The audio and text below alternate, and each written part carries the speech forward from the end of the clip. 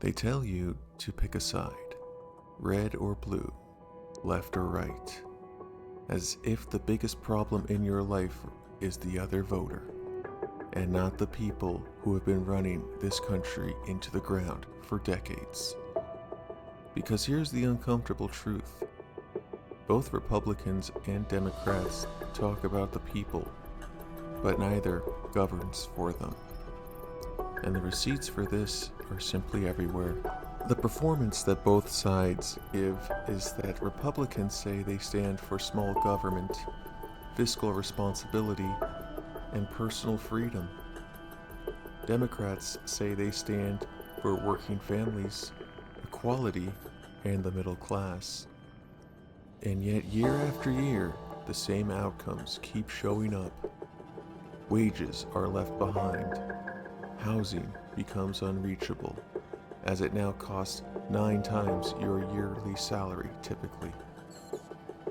And the average new first-time home buyer is now at 40 years old. Healthcare stays expensive. Debt grows, personally and nationally.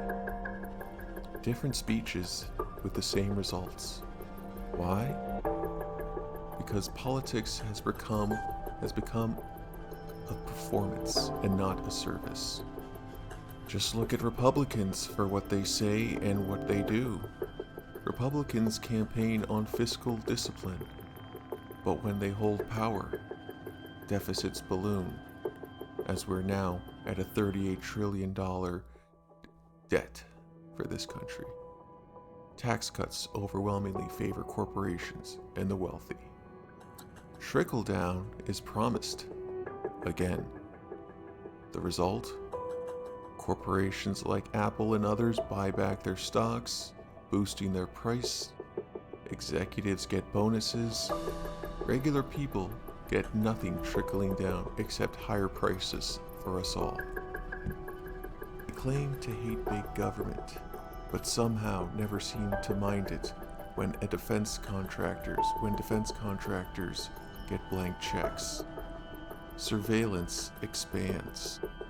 Bailouts go to the top. Freedom for the markets, but austerity for the people.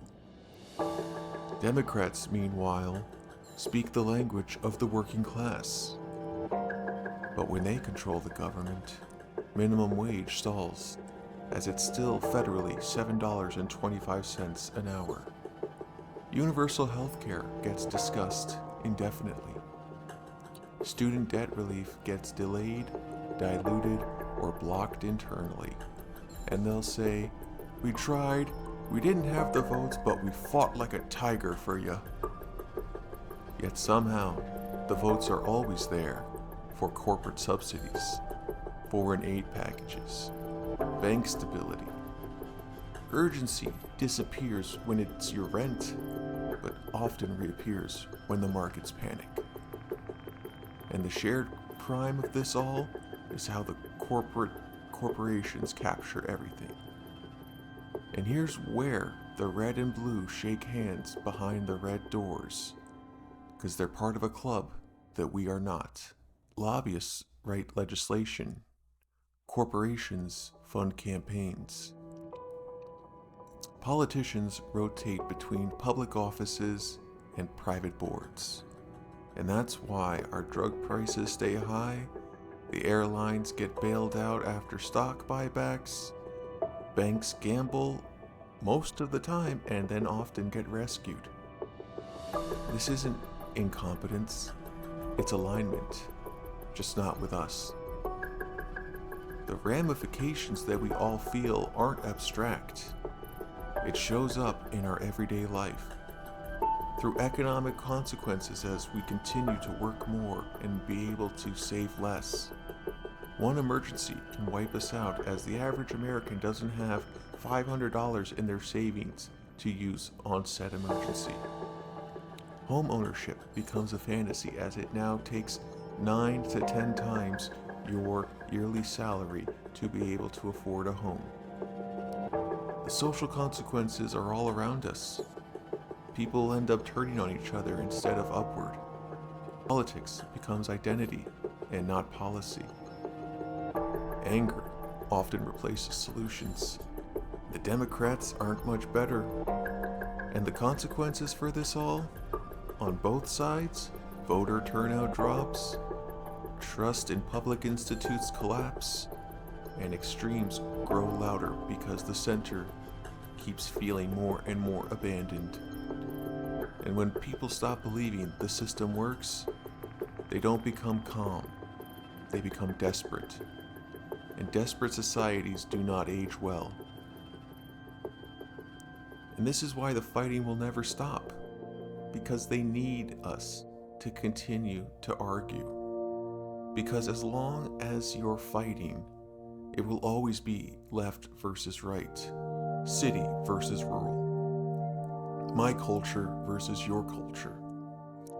Meanwhile, you don't ask why our wages haven't kept up for 40 years, why monopolies dominate everything, and why both parties keep missing deadlines that help regular people, as we just saw with the Epstein release files.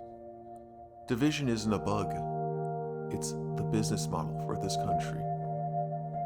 And this is the part where we need to have a hard truth and realize that this isn't about being anti-government, anti-American, and it's not about apathy. It's about recognizing that loyalty is demanded, accountability is optional, and the results are often negotiable as goalposts continue to be moved further down. Both parties survive not because they solve problems, but because they're able to convince you the other side is worse. And as long as your side wins, that's all that matters.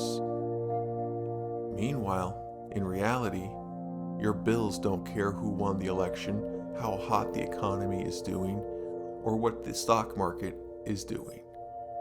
And neither party feels the consequences you do.